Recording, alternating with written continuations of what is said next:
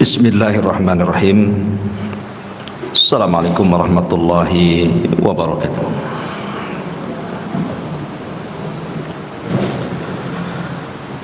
Alhamdulillah wassalatu wassalamu ala Rasulillah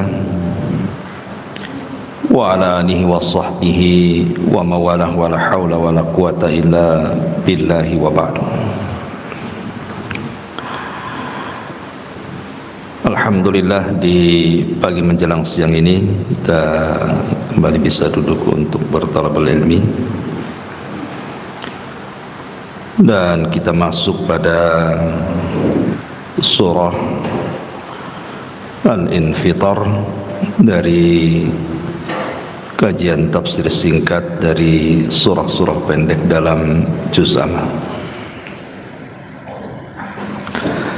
Surah Al-Infitar ini secara tertib di dalam mushaf Al-Quran dia masuk pada surat ke-82 dengan jumlah ayat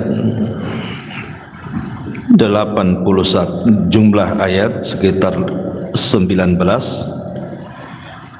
kemudian jumlah kalimat 81 dan jumlah huruf 326 huruf.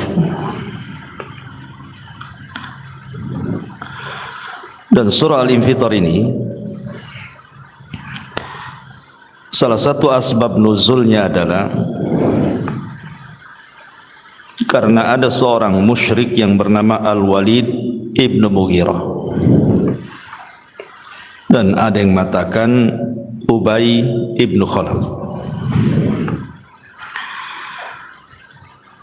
Al-Walid ibn Mughirah ini adalah orang yang paling kaya di zaman itu.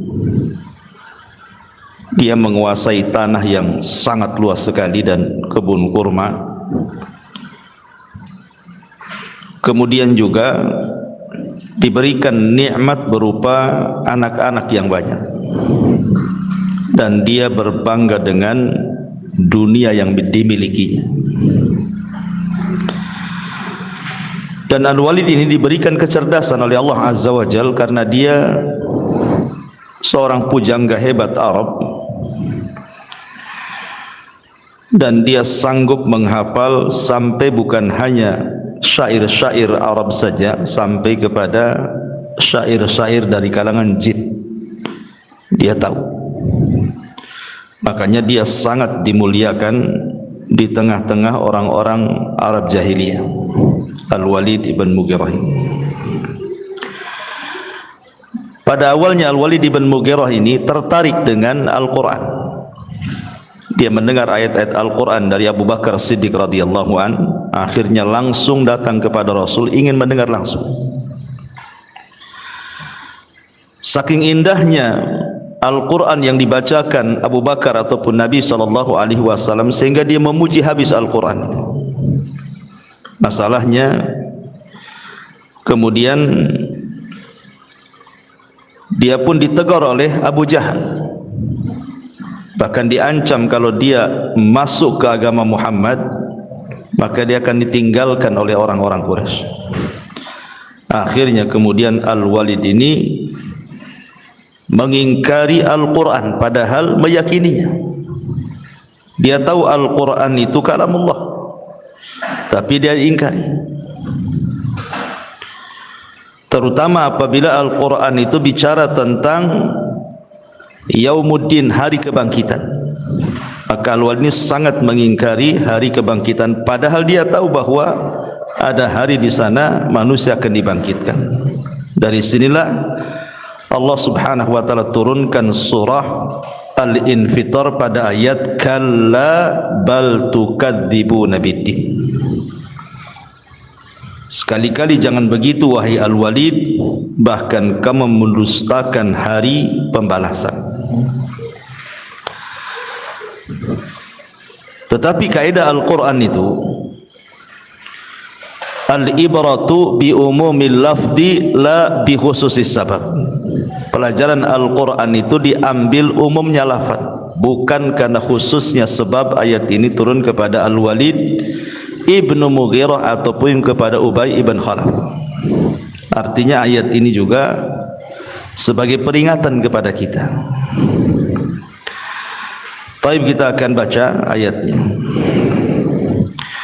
A'udzubillahi minasyaitonir rajim. Bismillahirrahmanirrahim. Idzas samaa'un fatarat wa idzal kawakibun tatharat wa idzal biharu fujjirat wa idzal quburu bu'thirat alimat nafsum ma qaddamat wa akharat. Apabila langit terbelah dan apabila bintang-bintang jatuh berserakan dan apabila lautan dijadikan meluap dan apabila kuburan-kuburan dibongkar, maka setiap jiwa akan mengetahui apa yang telah dikerjakan dan yang dilalaikannya. Ma'asyiral muslimat yang dimuliakan Allah Subhanahu wa taala, surah Al-Infitar ini sama dengan surah Al-Insyiqaq. Di permulaan ayatnya bicara tentang peristiwa besar pada hari kiamat,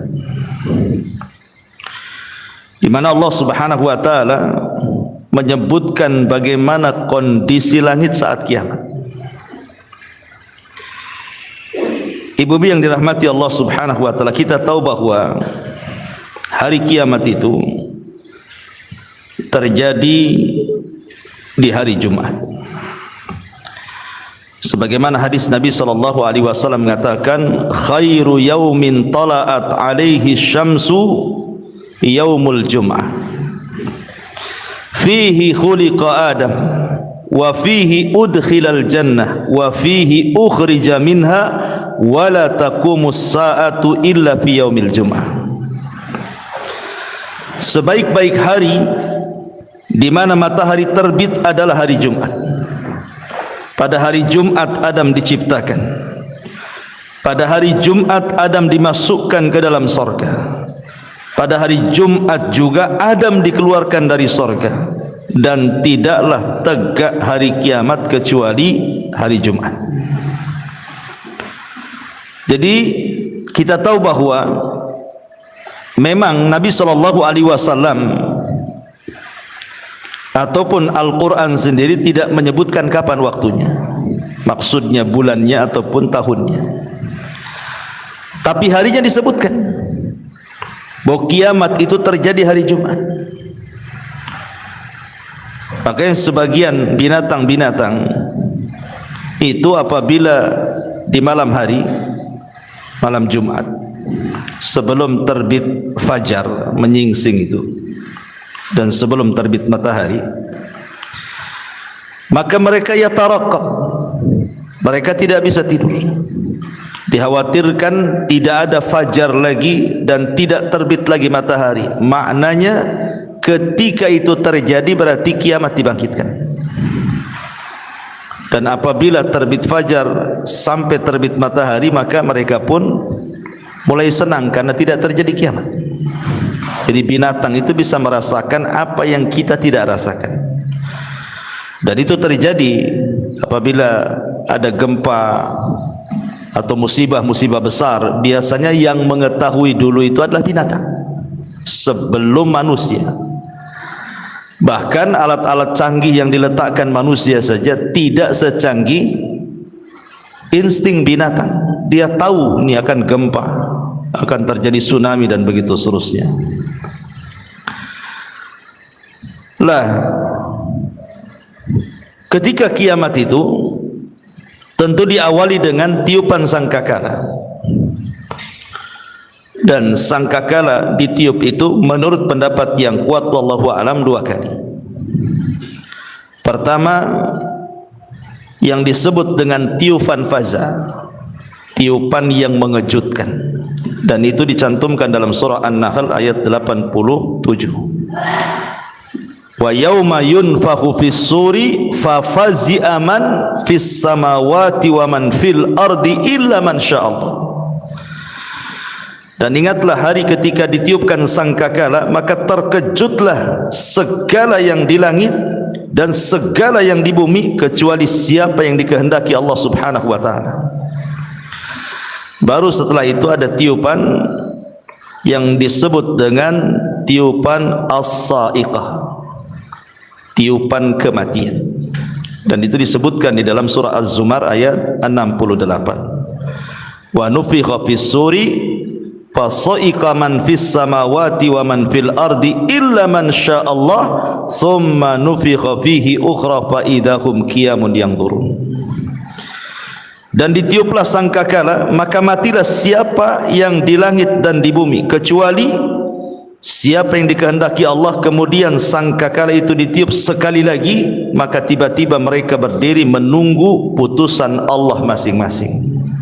Jadi ada tiupan kejutan dan kematian, ada tiupan kebangkitan. Adapun jarak tiupan pertama dari yang kedua sudah sering saya jelaskan berdasarkan hadis Abi Hurairah radhiyallahu an. Tiupan itu terjadi jaraknya di angka 40. Bisa 40 tahun, bisa 40 bulan, bisa 40 minggu, bisa 40 hari, wallahu a'lam. Jarak tiupan pertama dan kedua itu. Lah yang ingin saya ceritakan, ayat pertama ini adalah bicara tentang tiupan yang pertama. Jadi surah Al-Infitar ini di permulaan ayat itu bicara tentang tiupan yang pertama. Apabila Israfil sudah meniupkan sangkakalanya, maka suara sangkakala itu akan menghancurkan segalanya.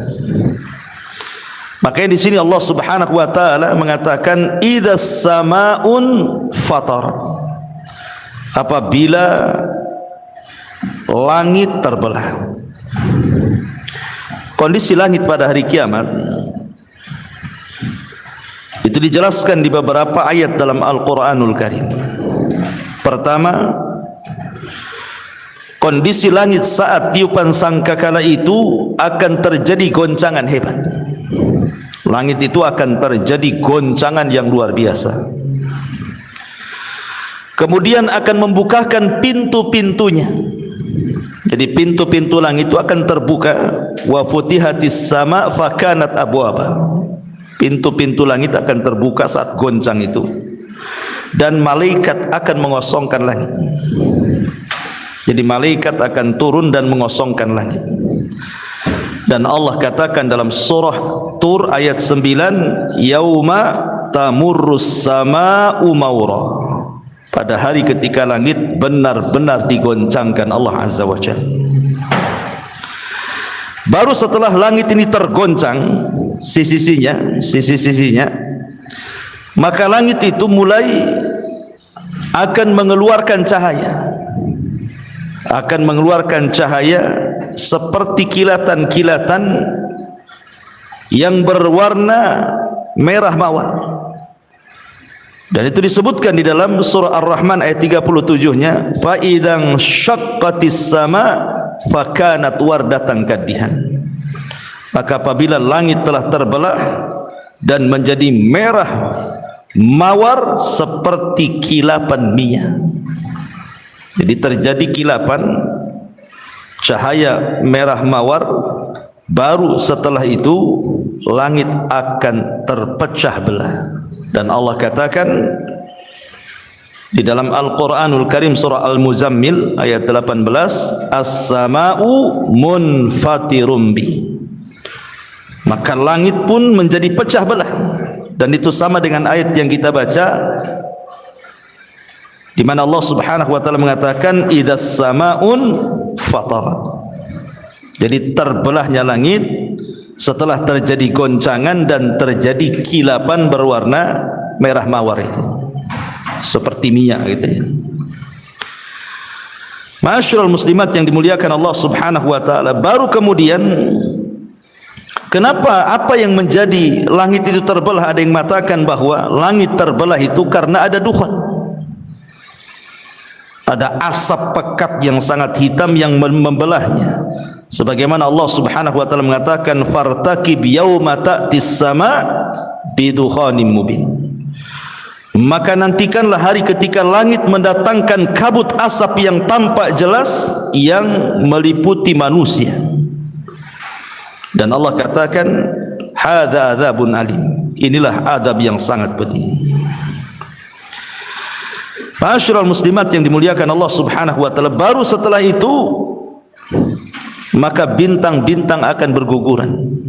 Kalau sudah langit pecah, secara otomatis bintang akan berjatuhan. Dan Allah katakan dalam surah At-Takwir, wa idzan nujumun kadarat. Dan apabila bintang-bintang itu dijatuh-jatuhkan, dan dalam surah Al-Infitar, wa idzal kawakibun tatharat. Dan apabila bintang-bintang jatuh berserakan. Baru setelah itu Allah lenyapkan langit. Sebagaimana Allah mengatakan dalam surah At-Takwir ayat 11-nya, wa idzas sama'u kushitat. Dan apabila langit dilenyapkan. Bagaimana dilenyapkan langit? Karena Allah menggulung langit. Sebagaimana dalam surah Az-Zumarnya ayat 67-nya, wa ma qadarullaha haqqa qadri wal ardu jami'an qabdatuhu yaumal qiyamati was samawat matwiyatun biyaminih subhanahu wa ta'ala amma yusyrikun. Dan mereka orang-orang musyrik itu tidak mengagung-agungkan Allah dengan pengagungan sebagaimana mestinya, padahal bumi seluruhnya dalam genggamannya pada hari kiamat, dan semua langit digulung dengan tangan kanannya. Maha suci dan maha tinggi Allah dari segala perbuatan syirik mereka. Jadi kalau kita lihat tahapan-tahapan langit ini ketika terjadi kiamat, ya sangat mengerikan sekali, karena nanti langit yang kita lihat hari ini dengan bintang-bintang yang indah luar biasa itu akan digulung dan dijatuhkan. Lah ketika kemudian langit dihancur-hancurkan sedemikian rupa, dan alam semesta serta bumi yang kita pijak ini, sampai Allah mengatakan yauma tubaddalul ardh ghairal ardi, pada hari di mana Allah akan ganti bumi dan juga langit dengan bumi yang baru. Disebutkan oleh Ibnu Mas'ud radhiyallahu an,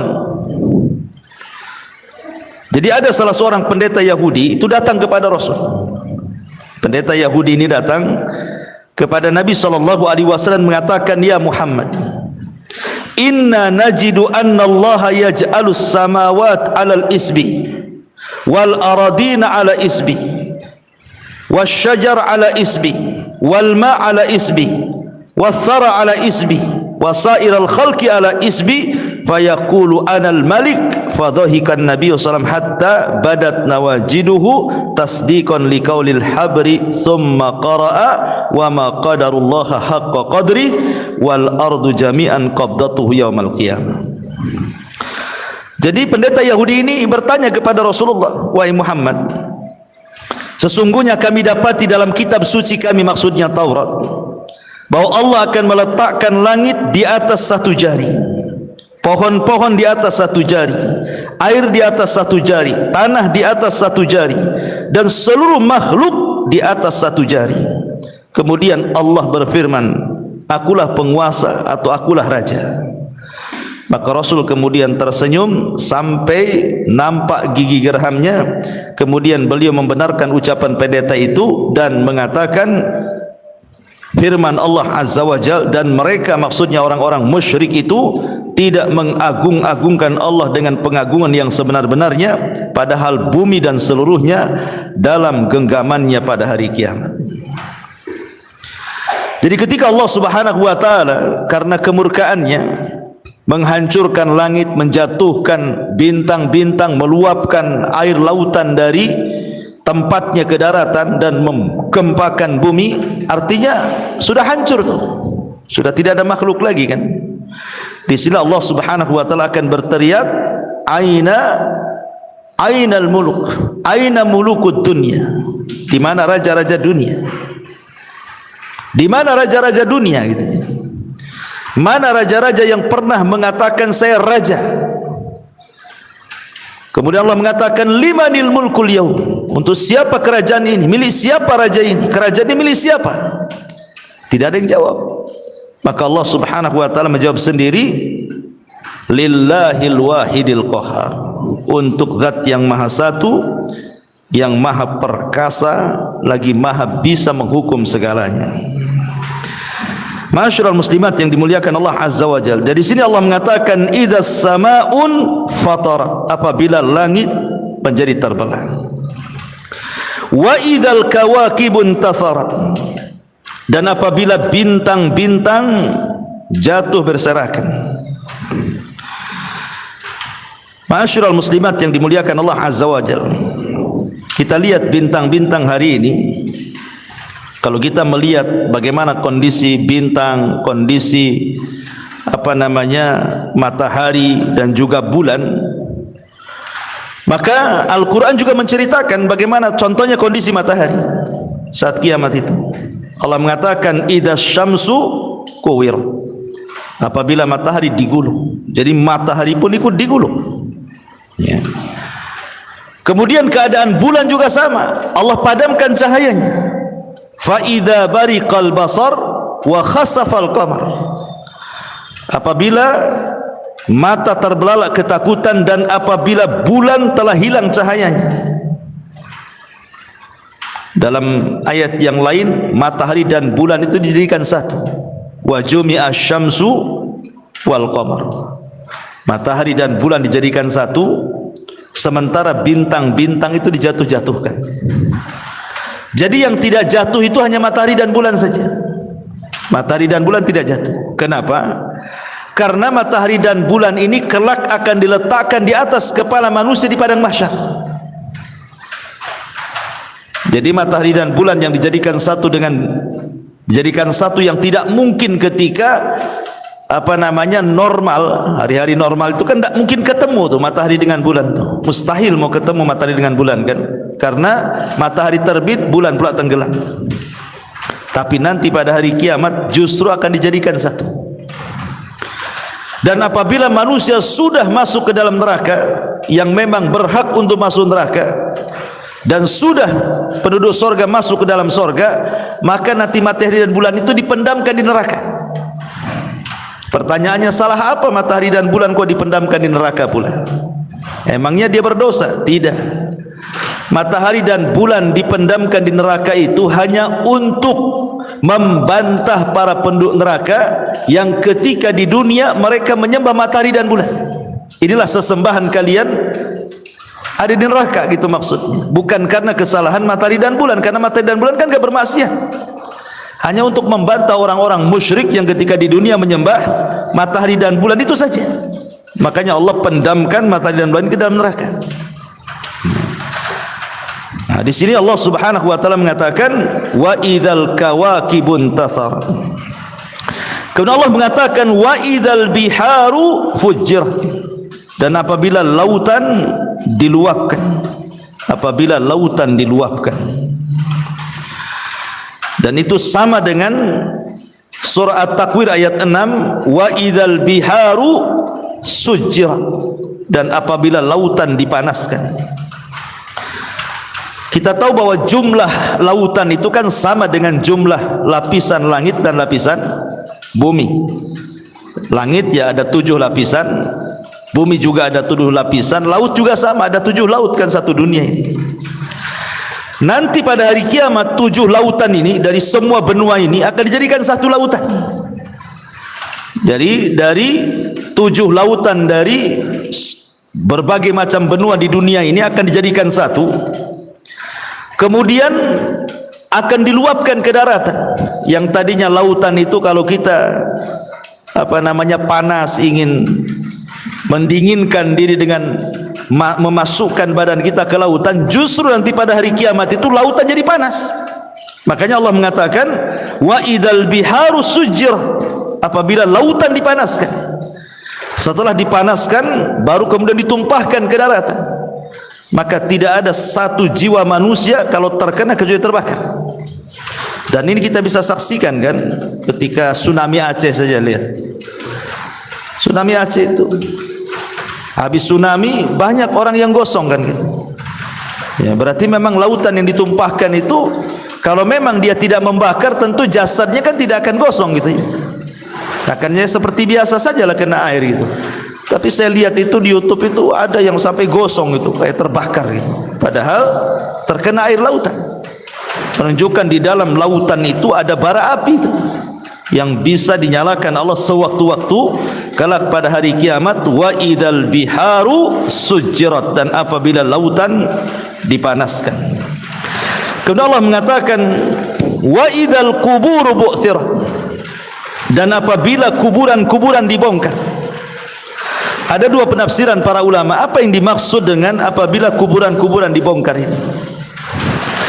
Penafsiran yang pertama, maksudnya adalah kelak ketika tanda kiamat pertama keluar. Tanda kiamat besar pertama keluar, maksudnya khurujud dajjal, keluarnya dajjal.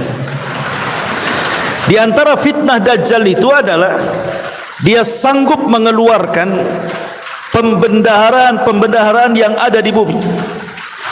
Jadi kalau Dajjal mengatakan kepada bumi, wahai bumi, ukhruji kunuzaki, keluarlah pembendaharaan kamu dari perut bumi, maka akan keluar berbagai macam pembendaharaan bumi, dari tambangnya, dari emasnya, dari peraknya, dari zamrudnya, macam-macam akan keluar dari bumi itu. Nah, itu maksudnya wa idzal quburu bu'thirat. Ya, atau Dajjal mengatakan kepada orang-orang yang sudah mati, hiduplah kalian.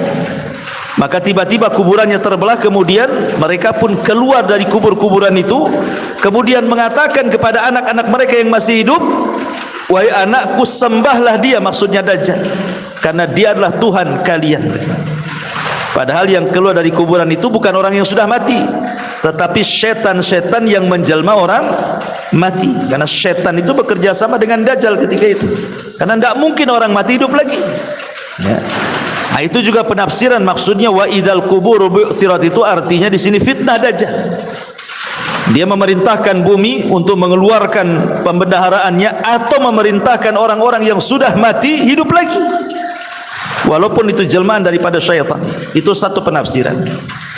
Tapi penafsiran yang kuat wallahu alam, yang dimaksud wa idzal quburu bu'thirat di sini artinya adalah hari di mana manusia dibangkitkan dari kubur-kubur mereka. Kapan itu? Pada tiupan sangkakala yang kedua. Ya, pada tiupan sangkakala yang kedua. Kenapa? Karena ayat setelahnya Allah mengatakan alimat nafsun ma qaddamat wa akharat. Maka setiap jiwa akan mengetahui apa yang telah dikerjakan dan apa yang telah dilalaikannya. Ma'asyiral muslimat yang dimuliakan Allah Subhanahu wa taala.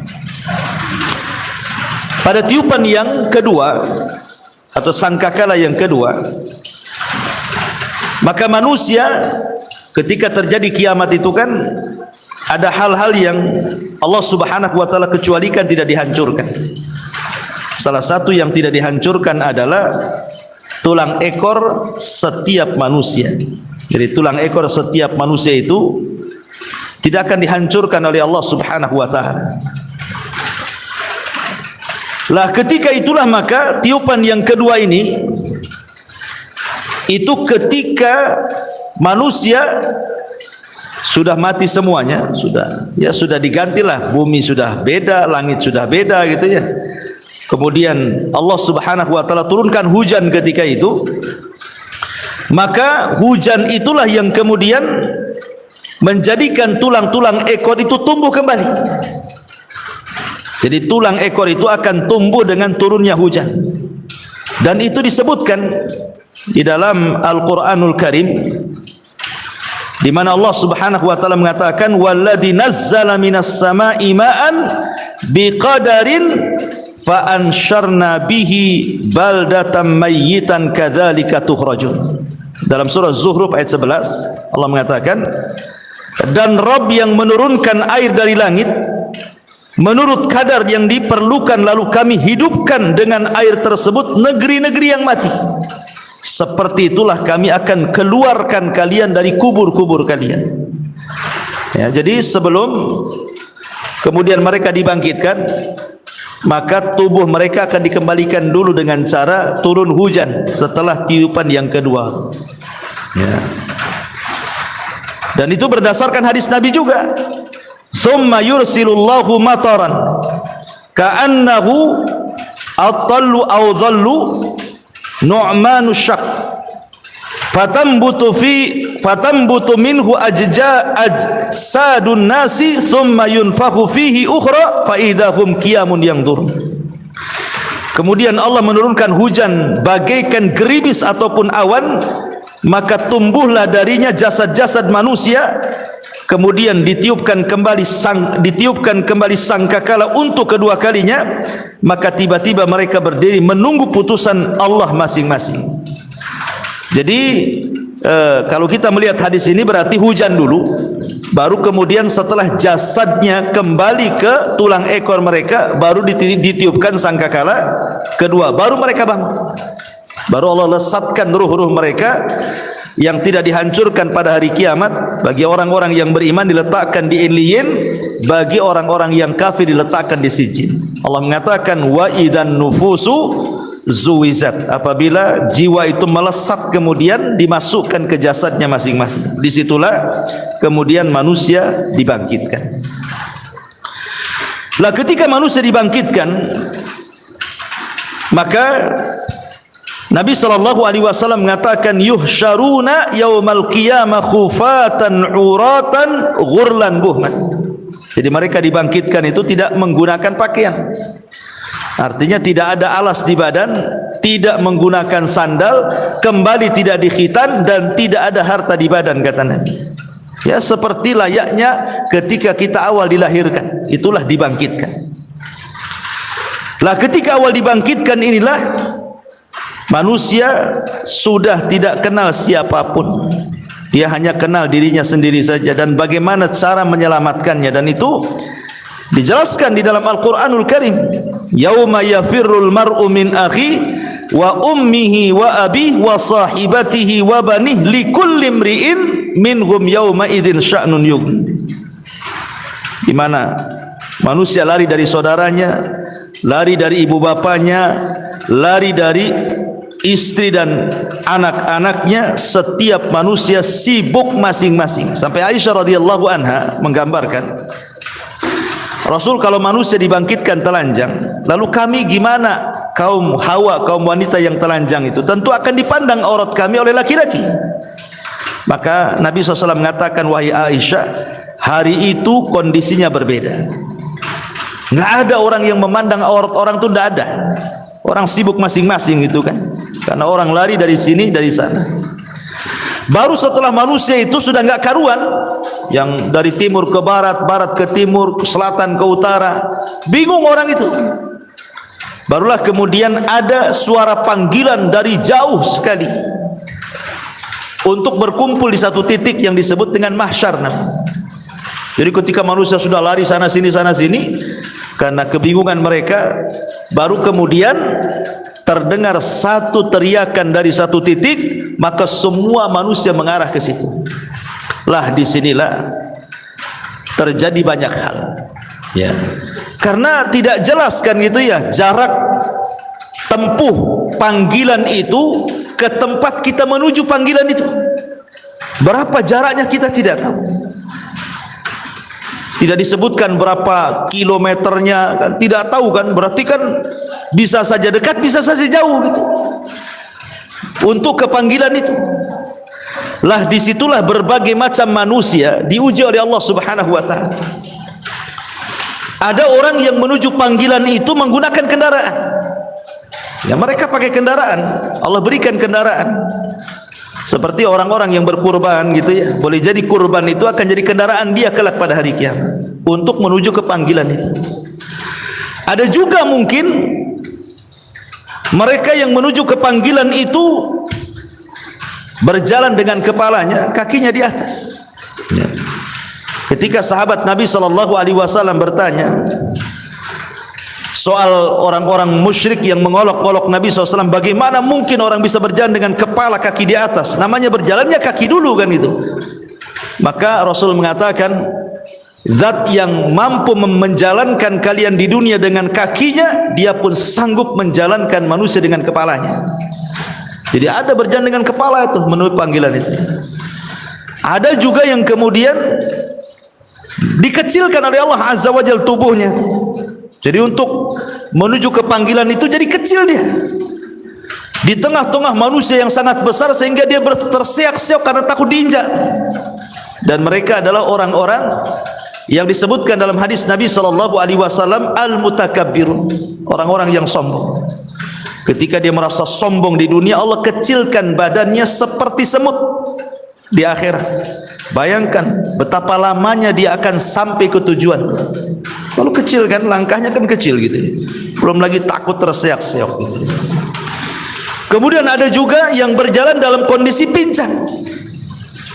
Dalam kondisi pincang, dalam kondisi miring gitu ya. Seperti hadis Nabi SAW ketika seorang laki-laki yang memiliki dua istri kemudian tidak adil kepada salah satunya. Kata Rasul, nanti pada hari kiamat akan berjalan miring. Ya. Pincang karena ketidakadilannya itu. Kemudian juga macam-macam disebutkan dalam hadis itu, orang yang berjalan menuju panggilan itu dalam bentuk berbagai macam. Ada yang enggak punya daging, wajahnya itu hanya tulang belulang seperti orang yang meminta-minta. Ada yang berjalan seak-seok sana sini gitu ya, kayak orang mabuk, kesetanan seperti para pemakan riba. Ya, karena dalam Al-Quran sendiri Allah mengatakan alladzina ya'kuluna riba la yaqumuna illa kama yaqumul ladzi yatakhabbatuhu syaitanu minal mas. Orang-orang yang memakan riba itu tidak dapat berdiri melainkan seperti berdirinya orang yang kerasukan setan. Ya, karena mereka gila, jadi ya oyong bahasa kitanya ya, miring sana miring sini, orang mabuk. Kapan sampainya ke panggilan itu coba? Makan riba itu. Ya. Dan banyak lagi gitu ya. Seperti Nabi mengatakan ma yazalur rajulu yas'alun nas hatta ya'tiya yaumal qiyamah laisa fi wajhihi muz'atu lahmin. Seseorang yang selalu meminta-minta pada orang lain di dunia, kelak ketika dibangkitkan dalam keadaan tidak ada sekerat daging sama sekali di wajahnya, hanya tengkorak saja ke sana kemari gitu, menakutkan. Subhanallah, ini mengerikan, tidak bisa kita bayangkan. Coba berapa hari, berapa bulan, berapa tahun sampai ke panggilan itu. Ini manusia sudah kelelahan. Ketika sampai di panggilan itu bukannya enak gitu ya. Manusia akan berdiri lama di situ. 50.000 tahun dijelaskan itu. Tapi sekali lagi ini hanya untuk orang-orang kafir saja. Orang-orang yang beriman tentu tergantung hisabnya. Kalau hisabnya mudah ya tidak lama gitu. Apalagi tanpa hisab ya tidak akan mungkin tinggal di situ langsung direct masuk surga. Tapi di situlah kan banyak peristiwa ya. Seperti akhirnya Nabi SAW menunggu umatnya di telaganya. Karena ketika itu kan matahari didekatkan di atas kepala, kepanasan, haus. Ya, mereka tidak minum, tidak makan kecuali dari telaga Nabi. Ya, umat Islam ya mengikuti telaga Nabi SAW, minum dari situ kalau ditakdirkan minum. Dan Allah mengatakan, Rasul mengatakan bahwa sekali tegukan sudah cukup menghilangkan haus selamanya kalau yang ditakdirkan minum. Tapi apa ada semua manusia itu terkena matahari? Tidak semua orang tersengat matahari, karena ada golongan-golongan itu yang mendapatkan naungan. Ya. Jadi ketika mereka berkumpul di padang mahsyar itu ada orang-orang yang tidak akan tersengat matahari. Sebagaimana ma'ruf hadis Nabi SAW, sab'atun yudhilluhumullahu fi dhillihi yauma la dhilla illa dhilluh. 7 kelompok yang akan mendapatkan naungan di hari yang tidak ada naungan kecuali naungan Allah, seperti imam yang adil, pemimpin yang adil, anak muda yang tumbuh di atas ibadah kepada Allah, seseorang yang hatinya terikat dengan masjid, 2 orang laki-laki atau 2 orang yang cinta karena Allah, berkumpul karena Allah, berpisah karena Allah, ataupun seorang yang ketika diajak berzina dia pun takut kepada Allah, atau seorang yang bersedekah dengan tangan kanannya, tangan kirinya tidak tahu, atau seorang yang tengah malam dia tafakur kemudian menangis karena takut kepada Allah Azza wa Jal, maka itu semua adalah pengecualian orang-orang yang tidak akan tersengat matahari. Tapi di sini Allah Subhanahu wa taala mengatakan alimat nafsun ma qaddamat wa akharat. Maka ketika itu jiwa akan mengetahui apa yang telah dikerjakan dan yang dilalaikannya. Maksudnya apa? Di antara kehususan hisab, ini kan bicara hisab di sini, ya. Di antara kehususan hisab pada hari kiamat adalah Allah Subhanahu wa taala kembalikan seluruh hafalannya. Jadi Allah itu akan mengembalikan kepada manusia itu seluruh hafalan yang pernah dia lakukan. Kalau di dunia saja kita kan sudah lupa apa yang dikerjakan minggu kemarin, bulan kemarin. Kadang-kadang kita lupa kan itu. Apalagi pinjam uang, itu paling lupa. Nah, kalau tagih, saya nggak punya utang kok, padahal punya utang. Setelah dikasih tahu, ini buktinya ada, baru ingat dia kan. Jadi manusia di dunia itu kadang-kadang mudah lupa gitu ya. Tetapi nanti di antara khususnya hisab itu, kehususan hisab itu, manusia akan diingatkan semuanya. Sejak dia akil balik sampai dia mati, manusia akan ingat semuanya. Lah ketika itulah orang-orang mujrim, orang-orang jahat, ya kan, mereka merasa menyesal, dan dikatakan dalam Al-Quran surah Al-Kahfi itu ayat 49, wa wudi al-kitab, dan ketika diletakkan catatan di hadapan mereka, fataral mujrimina mushfikina mimma fihi, maka kamu lihat orang-orang yang bersalah ketakutan terhadap apa yang tertulis di dalamnya. Wa yaquluna, dan mereka mengatakan, ya wailatana ma li hadzal kitab la yughadiru saghiratan wala kabiratan illa ahsaha. Duhai celaka aku, kitab apa ini yang tidak meninggalkan yang kecil dan tidak pula meninggalkan yang besar, melainkan ia mencatat semuanya. Jadi enggak ada lagi, enggak ada yang tersisa dari yang kecil dan juga yang besar kecuali ada catatannya. Kan mengerikan seperti ini, ya. Kok kayak gini catatannya, kok tahu semua gitu ya. Padahal dia sendiri ketika di dunia tidak ingat. Baru setelah membaca catatannya, baru dia pun ingat. Di sini Allah mengatakan alimat nafsun ma qaddamat wa akharat. Maka manusia, setiap jiwa akan mengetahui apa yang telah dikerjakannya dan dilalaikannya.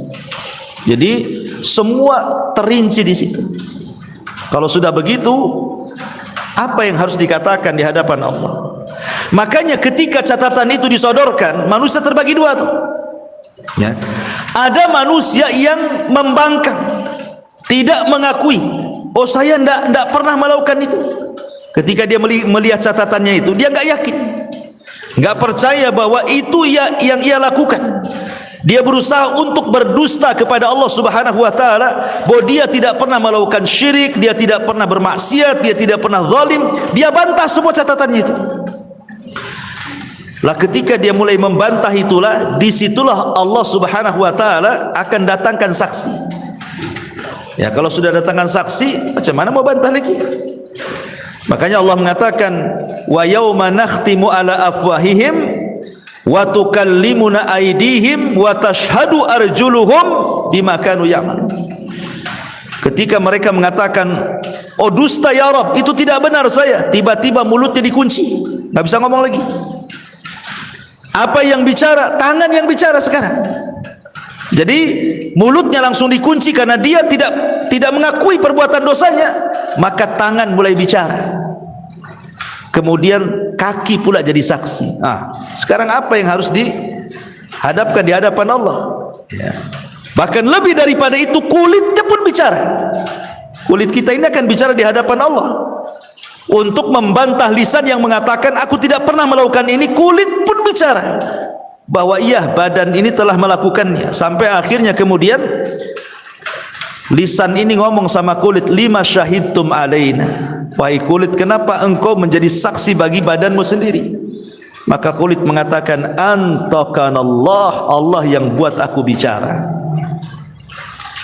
Artinya kalau seandainya badan kita jadi saksi ya, ini saja sudah cukup sebenarnya. Tetapi saksi-saksi di akhirat ini bukan hanya sekedar tangan kita bicara, kaki kita bicara, kemudian kulit kita jadi saksi, bahkan bumi yang kita pijak pun jadi saksi. Sehingga Allah mengatakan dalam surah Al-Zalzalah itu, idza zulzilatil ardu zilzalaha wa akhrajatil ardu athqalaha wa qala al-insanu ma laha yauma idzin tuhadditsu akhbaraha. Pada hari itu bumi ikut bicara. Bumi itu ikut jadi saksi gitu ya. Bahwa si fulan benar. Pada tanggal sekian, hari sekian, malam sekian, bulan sekian, tahun sekian, maksiat sebelah sini. Nah, repot juga tuh. Mau lari kemana tuh? Cukup sampai di sini? Tidak. Malaikat jadi saksi. Semua akan jadi saksi. Pada seandainya Allah menjadi saksi itu sudah cukup. Tapi bagaimana Allah Subhanahu wa taala ingin membuat peradilan seadil-adilnya, tidak ada saksi yang dibayar. Semua akan bicara. Sehingga mereka terdiam orang-orang mujrim ini. Karena apa? Mau ngomong gimana lagi? Ya, wa alimat nafsum ma qaddamat, alimat nafsum ma qaddamat wa akharat. Setiap jiwa akan mengetahui apa yang dikerjakan dan dilalaikannya. Enggak bisa mengelak lagi dia. Ini yang disebut dengan hisab yang sulit namanya. Hisab yang sulit itu dimulai dengan bantah membantah, ingkar mengingkari. Tetapi kalau hisab mudah, maka orang-orang yang dihisab mudah mereka tidak akan mengingkari. Mereka justru mengakui, betul engkau melakukan itu? Ya. Betul engkau melakukan ini? Ya. Dia akan bantah. Ya. Sehingga ketika Allah bertanya kepada orang-orang yang diberikan hisab yang mudah itu, justru yang ditanyakan itu dosa-dosa kecil. Dosa besarnya tidak ditanyakan. Ketika dia mengakui dosa-dosa kecilnya, maka Allah Subhanahu wa taala akan tutupi dosa besarnya. Dan mengatakan, karena engkau sudah mengakui perbuatanmu, maka dosa-dosa besarmu aku tutupi, aku ampuni. Nah, inilah mendapatkan hisab yang mudah. Karena ada hisab yang sulit, ada hisab yang mudah. Makanya kata Rasul, man nukisha halak. Siapa yang saat dihisab dia bantah membantah, dia tidak terima gitu ya, dia pun akhirnya membantah apa yang ada di catatan, hancur dia, celaka dia kata Rasul. Tapi siapa yang ketika hisabnya dia mengiyahkan, dia mengakui perbuatan dosanya, ketika ditanya apakah engkau melakukan seperti ini, dia mengatakan iya, maka pertanda hisabnya mudah. Itulah bedanya hisab sulit dengan hisab mudah di sini. Alimat nafsun ma qaddamat wa akharat. Setiap jiwa akan mengetahui apa yang telah dikerjakan dan apa yang telah dilalaikan. Kalimat ma qaddamat wa akharat, ada beberapa penafsiran para ulama. Maksudnya qaddamat itu apa yang dilakukan pada awal mula manusia itu hidup, mungkin di awal-awal masih muda. Qaddamat itu maksudnya ketika di masa muda. Wa akharat ketika di masa tuanya. Jadi semua akan ditanya itu, masa mudanya akan ditanya, masa tuanya pun akan ditanya. Makanya kata Nabi sallallahu alaihi wasallam, la tazulu qadama 'abdin hatta yus'al an arba'. Tidak mungkin bergeser kaki anak Adam sampai ditanya 4 perkara. An umrihi, tentang umurnya, kemana dia habiskan. Wa an syababihi, ya, dan juga masa muda. An umrihi maksudnya umur secara keseluruhan, ya, baik tuanya sebelum matinya ditanya, terutama masa muda juga ditanyakan gitu. Kenapa kemudian masa muda ini ditanya, padahal muda ini kan bagian daripada umur gitu ya. Karena rata-rata orang yang melakukan kejahatan itu di masa muda. Karena betapa banyak orang-orang yang di masa muda dia melakukan kejahatan, kemudian setelah dia tua dia bertobat. Sebagaimana Allah Subhanahu wa taala berfirman dalam Al-Qur'an, Rabbi auzi'ni an ashkura ni'mataka allati an'amta 'alai wa 'ala walidayya. Ya Tuhanku, berilah aku ilham untuk tetap mensyukuri nikmat-Mu. Sebagian para ulama mentafsirkan ini isyarat orang-orang yang usianya sudah menginjak 40 tahun ke atas. Mulai dia berfikir bosan maksiat, gitu bahasa kitanya ya. Sudah mulai pengen tobat, pengen hijrah, pengen baik ya. Sudah mulai 50, 60 kan sudah mulai dia bosan dengan maksiat itu ya. Jadi ada yang seperti, tapi ada juga masa mudanya jahat, masa tuanya lebih jahat lagi. Nah, tapi semua akan ditanya, mau masa mudanya, mau masa tuanya, tetap akan ditanya. Ini satu penafsiran. Penafsiran yang kedua, ma qaddamat wa akharat.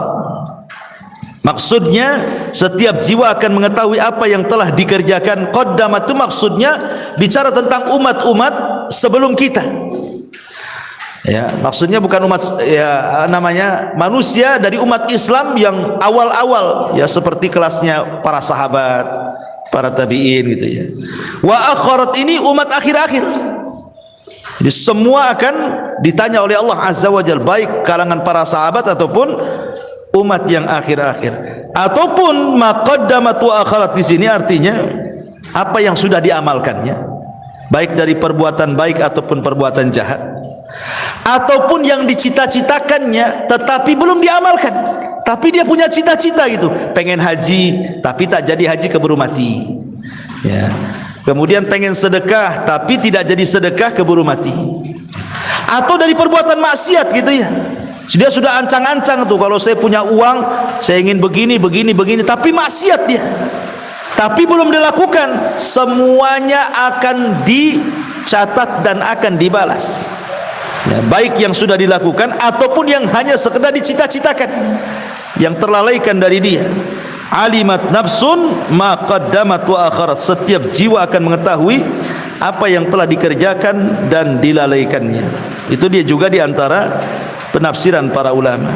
Kemudian Allah Subhanahu wa taala katakan, ya ayyuhal insanu ma gharraka bi rabbikal karim alladhi khalaqaka fasawwaka fa'adalak fi ayyi suratin ma syaa rakkabak kalla bal tukadzibuna biddin wa inna 'alaikum lahafidin kiraman katibin ya'lamuna ma taf'alun. Kemudian di sini Allah mengatakan, wahai manusia, ya ayyuhal insan, ma gharraka bi rabbikal karim, apakah yang telah memperdayakan kamu sehingga kamu berbuat durhaka terhadap Tuhanmu yang maha mulia, yang telah menciptakan kamu lalu menyempurnakan kejadianmu dan menjadikan susunan tubuhmu menjadi seimbang dalam bentuk apa saja yang dikehendaki. Dia menyusun tubuhmu. Di sini Allah Subhanahu wa taala ingin katakan, ya ayyuhal insan ma gharraka bi rabbikal karim alladhi khalaqaka fasawwaka fa'adalak fi ayyi suratin ma syaa rakabak. Allah Subhanahu wa taala sudah banyak memberikan nikmat kepada kita. Salah satunya adalah Allah menciptakan kita. Kemudian setelah Allah menciptakan kita, tidak hanya cukup menciptakan, tapi fasawwa, menyempurnakan ciptaannya, meletakkan mata di situ, hidung di situ, tangan di situ gitu ya, sempurna betul. Coba bayangkan kalau mata taruh di dengkul, gimana tuh ngelihatnya? Kan susah juga, nggak bisa melihat ke atas. Telinga taruh di atas kepala kan itu, susah juga. Tangan taruh di kaki, kaki taruh di tangan, susah. Tetapi Allah Subhanahu wa taala sempurnakan tuh. Ya, mulai dari letak mata, letak hidung, letak kuping, letak tangan dan begitu seterusnya. Bukan hanya itu saja, fa'addalah, diseimbangkan. Tangan kanan dengan tangan kiri tidak ada berat sebelah. Mata kanan, mata kiri tidak ada besar sebelah. Telinga kanan, telinga kiri tidak ada budek sebelah gitu ya, istilahnya itu. Betul-betul seimbang, termasuk juga berjalan dengan dua kaki itu seimbang. Tidak ada manusia, tidak ada makhluk yang diciptakan Allah yang seimbang berdiri dengan dua kaki kecuali manusia. Coba lihat binatang, nggak ada binatang itu yang bisa berdiri dengan kedua kaki itu, nggak ada ceritanya. Paling berjalan dengan perut, ya kan, seperti ular, cacing gitu ya. atau bungkuk walaupun dengan kedua kaki seperti ayam atau yang lainnya, atau dengan 4 kaki, pokoknya tidak ada sebaik manusia ini. Ya, bukan hanya itu saja, fi ayyi suratin ma syaa rakkaba, dalam bentuk apa saja dikehendaki dia menyusun tubuhmu. Coba bagaimana kalau Allah membentuk kita seperti keledai, seperti buaya, seperti harimau, enggak ada bedanya kita dengan binatang kan? Tapi Allah Subhanahu wa taala sudah ciptakan fi ahsani taqwim, sebaik-baik bentuk. Makanya Allah Subhanahu wa taala menyinggung, "Lah nikmat Allah yang demikian besar kepadamu ini, ya ayyuhal insan ma gharraka bi rabbikal karim." Ya. Wahai manusia, apa yang menyebabkan kamu melakukan tipu daya kepada Allah Subhanahu wa taala, Tuhan yang telah memuliakan kamu? Seolah-olah tidak bersyukur gitu maksud. Mana syukur kamu itu loh? Allah sudah kasih banyak nikmat, kau kufur kepada. Kalimat ma gharraka bi rabbikal karim, apa yang memperdayakan kamu untuk berbuat durhaka kepada Allah Azza wa Jalla? Ada beberapa perkara yang manusia itu menjadikan dia durhaka kepada Allah Azza wa Jalla dan tertipu di dunia. Di antaranya adalah pertama, al-jahlu, kejahilan. Orang durhaka kepada Allah dan tertipu di dunia ini, kenapa? Karena kejahilan. Dia karena bodoh, ya. Karena jahil terhadap Allah, jahil kepada Rasul, jahil kepada agama. Makanya kejahilan inilah yang pertama kali manusia durhaka kepada Allah. Orang jahil ini mudah durhaka karena dia tidak tahu. Karena kejahilannya tidak tahu, harusnya solat dia tidak solat kan itu ya. Harusnya zakat tidak zakat, harusnya haji tidak haji, harusnya jangan dilakukan malah dilakukan. Kenapa? Jahil dia. Akhirnya dia pun tertipu dengan kejahilannya, kemudian durhaka kepada Allah Azza wa Jalla. Yang kedua, disebabkan syaitan. Ya. Syaitanlah yang membuat kita durhaka kepada Allah. Lihat Nabi Adam alaihi salatu wasalam di surga. Nabi Adam itu nabi, bukan manusia biasa, tetapi menjadi membangkang atas perintah Allah. Karena apa? Karena setan. Setan yang ngasih was-was Adam, makan. Akhirnya makan buah larangan. Akhirnya Adam pun durhaka dengan Allah Subhanahu wa ta'ala. Kemudian yang ketiga, kawan yang jelek, kawan yang buruk. Hati-hati berkawan itu. Makanya Abu Talib itu saat detik-detik wafatnya, sebenarnya Abu Talib itu sudah mengakui agama yang paling hak itu agama Rasulullah. Karena lisannya yang ngomong begitu. Dia ngomong sama Ali radhiyallahu anhu, putranya, dan mengatakan, "Ya Ali, kalau bukan karena aku takut dicela manusia, sudah ku peluk agama Muhammad itu." Jadi tidak masuk Islamnya Abu Talib itu karena takut dicela kawan-kawannya. Nah, itulah kawan-kawan yang buruk. Ya, kawan-kawan yang buruk itu akan menyesatkan kita sehingga kita durhaka dengan Allah Azza wa Jalla. Makanya Rasul mengatakan, al-mar'u ala dini khalili, seseorang itu tergantung kawan. Maka carilah kawan yang baik, jangan sampai cari kawan, dapat kawan yang menyesatkan kita. Terlampau cinta dengan harta gitu ya, terlampau cinta dengan keluarga, terlampau cinta dengan pasangan, dengan anak-anak, akhirnya durhaka dengan Allah. Makanya Allah mengatakan, alhaakumut takatsur hatta zurtumul maqabir. Yang melalaikan kita dari ketaatan Allah, terkadang berlomba-lombanya kita mengejar dunia. Ya, ini 4 perkara yang menjadikan manusia itu durhaka dengan Allah Subhanahu wa taala. Ataupun saya tambah yang kelima, berdasarkan perkataan Fudail ibn Iyad, karena manusia mengira bahwa Allah Subhanahu wa taala itu Maha Rahim, Allah itu maha luas rahmatnya. Walaupun saya maksiat, nanti sewaktu-waktu saya bertobat, nanti juga Allah ampuni. Akhirnya kemudian asih maksiat, lupa tobat dia. Karena terbayang-bayang nikmat Allah, rahmat Allah itu lebih luas kan gitu. Nantilah, kapan lu tobat? Nanti nunggu umroh katanya. Habis umroh tak tobat-tobat juga. Kapan lu tobat? Nunggu haji katanya. Habis haji tak tobat juga. Karena berpikir bahwa kapanpun tobat, kan Allah Maha Pengampun tuh, luas rahmatnya. Akhirnya dilalaikan dengan keyakinan Maha Pengampunnya Allah, maha luasnya rahmat Allah. Akhirnya tidak mau tobat, tetap durhaka kepada Allah tuh. Jadi ini pun perkara-perkara seperti inilah yang menjadikan orang itu tertipu, akhirnya durhaka dengan Allah. Makanya solusinya, kalau itu kebodohan, belajar. Ya, kalau memang kita merasa bodoh dari agama, belajar agama supaya jangan durhaka dengan Allah. Karena biang kedurhakaan itu adalah kebodohan. Nah, kalau memang itu dari setan, maka berlindung kepada Allah dari setan. Bagaimana kita caranya supaya berlindung dari setan? Ya, banyak-banyaklah berzikir. Baca zikir pagi petang, baca zikir sebelum tidur gitu ya. Apa lewat di sebuah tempat menakutkan disuruh ta'awud dengan kepada Allah dari setan. Ya, kita amalkanlah hal-hal yang bisa menjauhkan kita dari setan. Kalau memang itu perkawanan, ya tinggal jauhilah.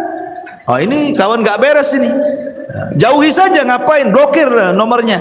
Ya, kasih kawan yang lain saja. Kalau kawan jelek ngapain pula dipertahankan kan?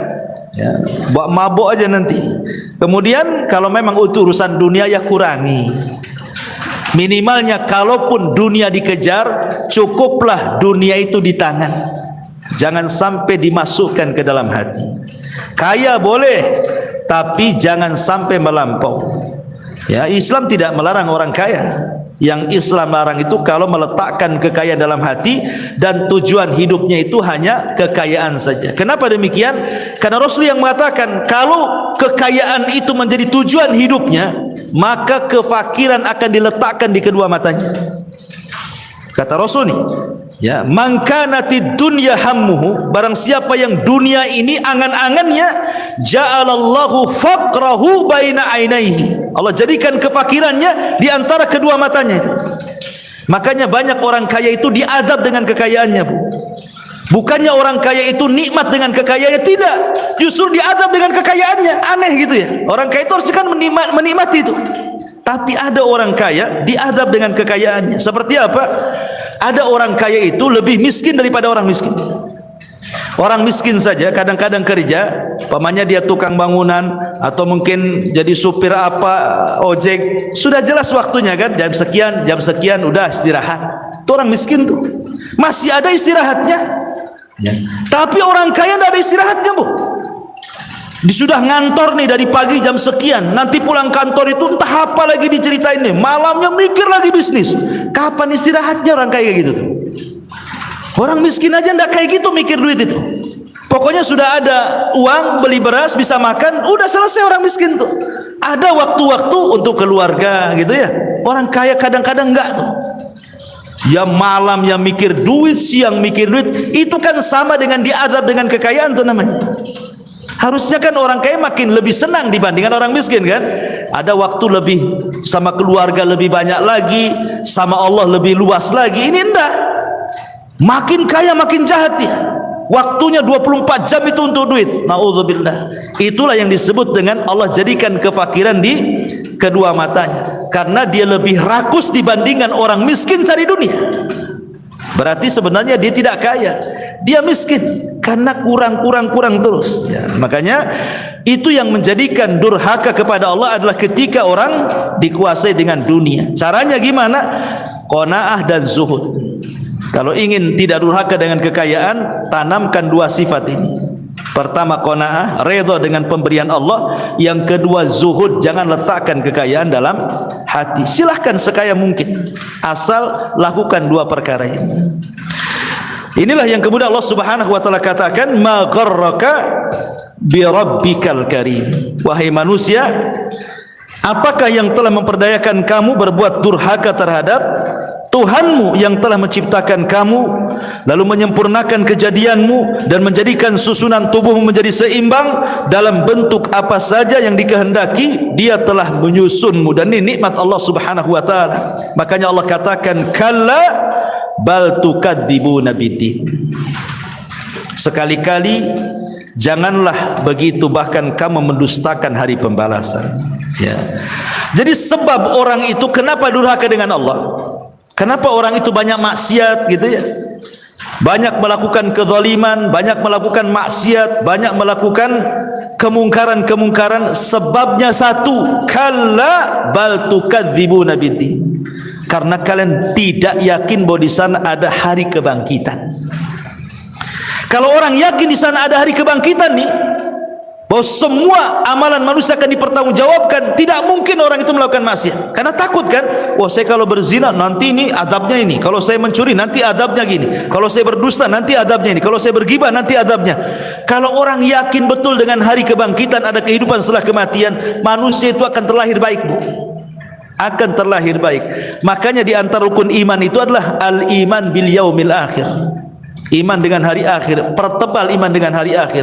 Karena semakin tebal iman dengan hari akhir, maka kita terlahir menjadi orang baik, orang yang jujur, disiplin, tanggung jawab. Kenapa? Karena takut bahwa di sana ada pertanggungjawaban. Ya, samalah dengan orang bekerja di perusahaan. Kalau kalian tidak buat laporan, saya pecat. Apa enggak ketakutan kita buat laporan? Ya. Nah, seperti itulah. Dan ingat bahwa laporan kepada Allah itu sangat teliti. Kadang-kadang manusia bisa dibohongi, tapi laporan kepada Allah tidak bisa. Kalla bal tukadzibuna biddin. Sekali-kali jangan seperti itu. Bahkan kamu mendustakan hari pembalasan. Wa inna alaikum lahafidin. Dan sungguh bagi kami malaikat-malaikat yang mengawasi pekerjaan. Artinya di sini di kiri kanan kita ini ada pencatat. Kiraman katibin, yang mulia di sisi Allah dan yang mencatat amal perbuatanmu. Maksudnya di kiri kanan setiap manusia itu ada raqib dan juga atid.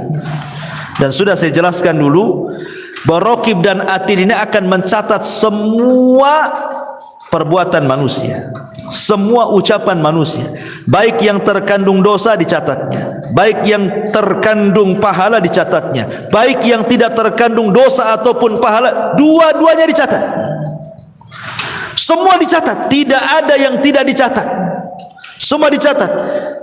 Bahkan Imam Ahmad ketika dia sedang sakit parah, dia itu hanya bilang aduh bahasa kitanya. Saking sakitnya Imam Ahmad bilang aduh gitu ya, mungkin bahasa kita ya. Ngereng lah, gimana orang sakit itu kan pasti ada erengan gitu ya dari lisannya.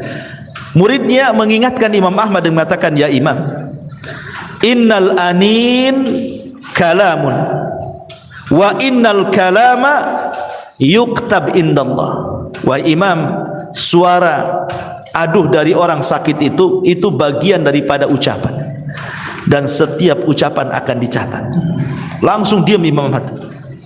Dia merasakan sakit, diam tidak bersuara ketika diingatkan muridnya tuh. Ya itulah Imam Ahmad ibn Hanbal rahimahullahu ta'ala kan gitu ya.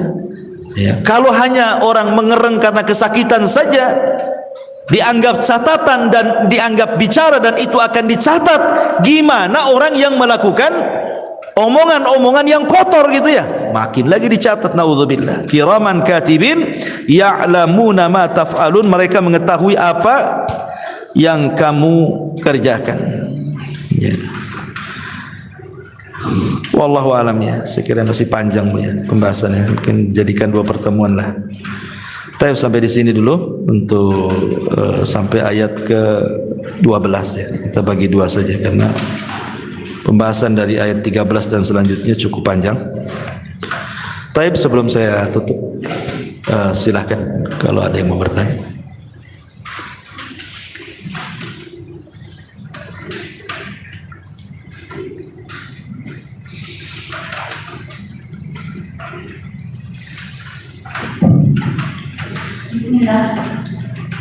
Assalamualaikum Ustaz. Waalaikumsalam warahmatullahi wabarakatuh. Iya. Pada pembahasan ayat-ayat yang sebelum surat Al-Baqarah ini ada perkataan yang Ustaz ucapkan atau penjelasan mengenai ketika hewan kambing dan kambing berkelahi, Allah juga akan minta kepada juga seorang muslim ketika menzalimi orang lain tetap ada kesalahan. Itu bukti kebesaran Allah di sini yang saya sampaikan. Terus pada ayat ini, pada ayat ini dikatakan setan-setan bekerjasama dengan Dajjal. Itu apa maksudnya disebutkan? Sementara apapun yang dilakukan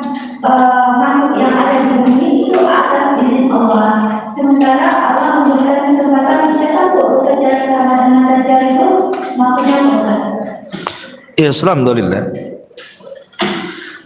Iya, Dajjal ini kan makhluk yang Allah Subhanahu wa taala ciptakan untuk menjadi fitnah bagi manusia, dan itu awal tanda dari tanda-tanda kiamat besar.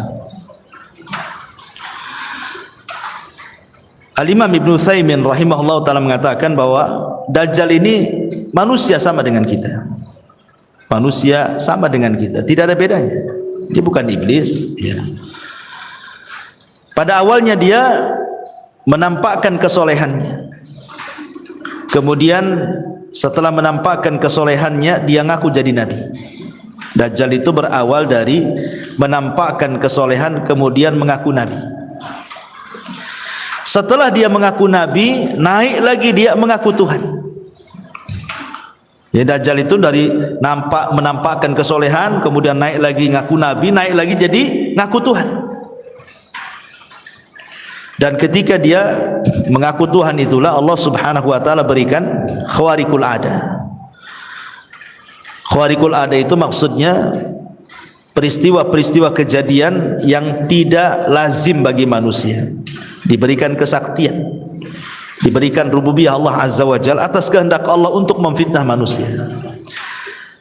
Dan Dajjal diizinkan bekerja sama dengan syaitan. Makanya ketika disebutkan dalam hadis yang sahih itu, ketika Dajjal membawa orang-orang Arab yang jahil ke kuburan orang-orang tua mereka, maka Dajjal mengatakan, keluarlah kalian dari kubur-kuburan kalian. Maka terbelahlah kuburan, kemudian keluarlah orang-orang yang di kuburan. Kemudian dalam riwayat ini disebut padahal itu adalah jelmaan syaitan, ya, bukan orang yang sudah mati. Jadi setan bekerja, Dajjal bekerja sama setan. Sebenarnya bukan hanya Dajjal saja, dukun pun bekerja dengan setan. Ngapain pula jauh-jauh dengan Dajjal kan itu? Dukun-dukun itu kan kerja sama setan gitu. Yang menyihir orang itu siapa kalau bukan setan? Atas kerjasama dia dengan dukun kan itu.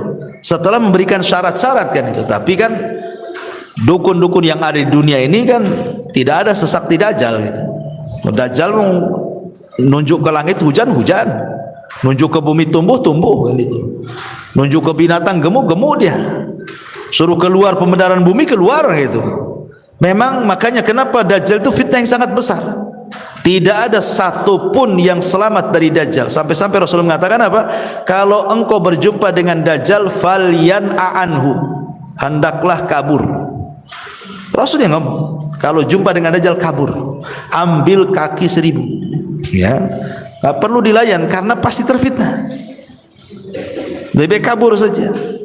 Dan kalau seandainya Dajjal itu memperlihatkan samping kanannya api dan samping kirinya air, maka kata Nabi SAW, pejamkanlah mata kalian, masuklah ke yang disangka api itu, jangan masuk ke yang disangka air. Karena sesungguhnya masuk ke dalam api itu sama dengan masuk ke sorga, masuk ke air itu sama dengan masuk ke neraka. Tapi kata Rasul, karena rahmatnya Rasul dengan umatnya, suruh memejamkan mata, jangan dilihat gitu ya. Takut terfitnah maksudnya. Sampai seperti itu gitu ya. Jadi memang Dajjal bekerja sama dengan setan. Ya, dukun dia bekerja sama dengan setan untuk menyesatkan manusia ya tentunya. Wallahu a'lam. Yang kedua, Ustaz. Iya. Di sini dikatakan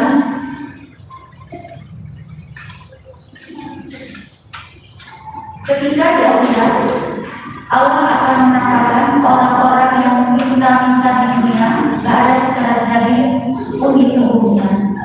Di sini meminta-minta yang versi bagaimana Ustaz?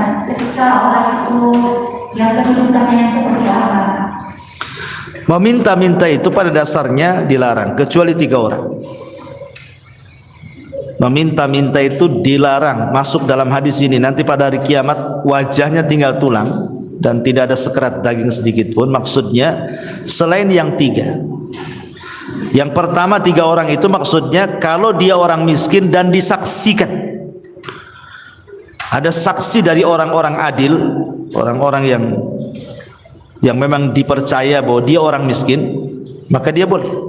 Umpamanya di perumahan di sini memang semua orang perumahan di sini ngomong dia orang miskin, ya, dan tidak bisa kerja kecuali hanya dengan minta. Nah, maka boleh, kan sudah ada ininya, rekomendasi kan, memang orang itu miskin, tidak bisa kerja, udah tua, namanya janda tua gitu kan, hidup sebatang kara di situ, nggak ada yang ngurus anak-anaknya, orang ini orang miskin, ya boleh itu. Mau kerja pun kerja apa, nggak sanggup dia. Ya.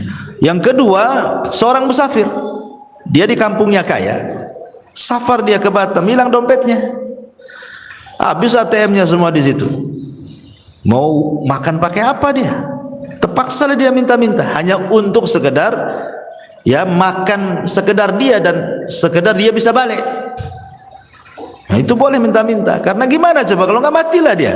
Apalagi safar zaman dulu kan beda dengan safar zaman sekarang. Kalau safar zaman dulu susah, di padang pasir habis bekalnya umpamanya, mana coba? Ya, itu boleh minta-minta. Atau dia miskin gara-gara bantu orang. Dulunya dia kaya, bantu orang jadi miskin. Nah, itu boleh. Dia meminta-minta, kemudian hanya sekedarnya saja sampai dia ekonominya pulih. Selain 3 orang ini tidak boleh minta-minta, apalagi jadi profesi. Makanya kadang-kadang saya ini lihat di lampu merah, kadang ada anak-anak muda masih kekar-kekar gitu kan, atau dikasih cat kuning, biru atau apa itu, silver atau apa kan, apain coba dia? Kalau dia loh jadi helper bangunan tuh bisa itu, kekar badannya lebih hebat tuh, bagus lagi, ngapain coba minta-minta kayak gitu? Nggak usah dikasih, karena dia nggak berhak minta-minta orang kayak gitu tuh. Ya, kecuali nampak ada nenek-nenek kasihan, ya mungkinlah kita kasihan kan, ini memang orang susah kan nampak gitu. Tapi orang yang ini masih muda bisa kerja, ngapain pula di sini kan itu? Nggak usah dikasih orang kayak gitu. Ya, kecuali kalau dia jualan tisu kan jelas tuh, jualan koran, jualan apa itu kan memang dia jual beli di situ ya. Soal mahal itu urusan dia. Kalau ibu beli itu insya Allah ibu menolong dia tuh. Jangan pula bagus beli di pasar, padahal beda 1.000 tuh. Beli saja kan, nolong dia, nggak ada masalah. Bismillah, mudah-mudahan itu sedekah dia. Ya. Tapi kalau minta-minta itu nengok rupanya dulu, nggak mukanya, ini muka kayak gini kalau minta-minta. Itu ya. Allahu a'lam. Ya. Apa ada dosa bagi kita Ustaz dengan konteks hadis yang mengatakan ketika seseorang menikah, walaupun dia berada di atas kuda sekalipun tidak akan memberi, dan ketika kita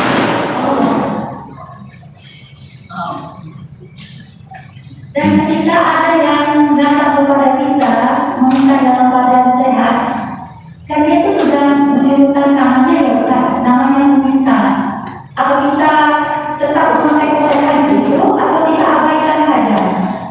Hadis tentang walaupun dia di atas kuda itu bicara tentang sumpah. Artinya kalau dia ada turun nih dari BMW, dari Fortuner turun, dia datang meminta dan dia bersumpah, kasih. Kalau bersumpah, kalau nggak bersumpah jangan dikasih. Bagus, jual aja Fortunermu tuh. Terserah mau bohong, kita nggak melihat bohong, ya lihat sumpahnya, bukan masalah orangnya. Kita ini mengagungkan sumpahnya, bukan mengagungkan orangnya. Kalau dia sudah mengatakan wallahi anak saya sakit lagi dioperasi, tolong bantu saya, kita bantu. Kalau tidak berdosa kita. Walaupun tak banyak lah, mungkin tidak bisa nih, saya masih bisa 20.000, tetap harus dikasih. Walaupun dia turun dari Fortuner tuh. Kalau dia sudah wallahi, karena kita melihat wallahinya, bukan lihat orangnya.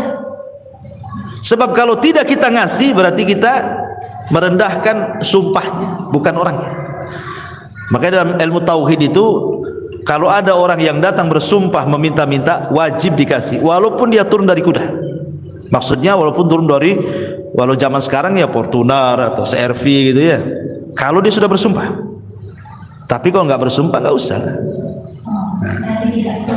Enggak semua. Satu lagi ya. Tadi pada bab yang terakhir Ustaz katakan ketika orang itu tidak berkembang baik dalam diri kita, yang mengacau dalam kehidupan kita, kita boleh memblokir, orang itu istilah kita boleh memutuskan hubungan dengan dia.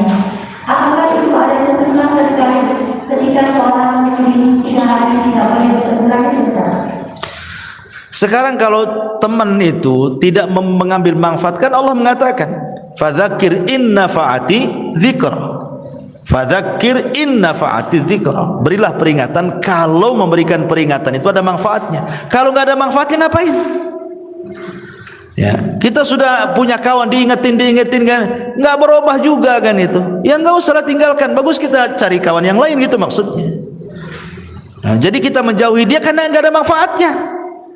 Nah, kita kan mau berkawan yang ada manfaatnya. Ya, bukan masalah menghajar dia, tidak. Sekarang kalau saya makin berkawan makin jadi kita yang kesedot dia, bukan dia kesedot kita. Karena orang Arab mengatakan as-sahibus sahib, kawan itu nyedot. Ya, pasti kawan itu akan mempengaruhi setiap perkawanan. Daripada saya yang terpengaruh, bagus saya tidak mau ketemu dia lah.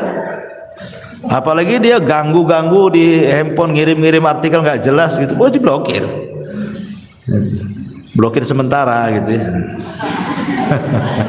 Ya kalau dia tobat buka lagi kan itu. Kalau tak tobat biarinlah. Kita doakan saja. Wallahu a'lam. Subhanakallahumma bihamdika asyhadu an la ilaha illa anta astaghfiruka wa atubu ilaik. Wallahu ta'ala. Assalamualaikum warahmatullahi